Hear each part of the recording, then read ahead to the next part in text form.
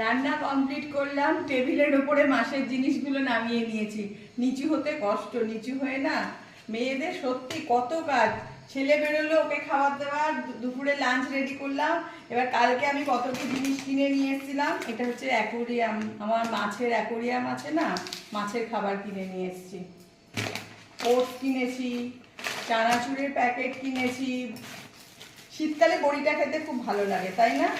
আর গরম মশলাটা একদম ভর্তি, কারণ টেবিলে ছাড়া না আমি পারি না। অনেক কিছু কিনে নিয়ে চলে এসেছি, তরকার ডাল, তারপরে কাজু, কিশমিশ, অনেক কিছু, সিমই, জিরের গুঁড়ো।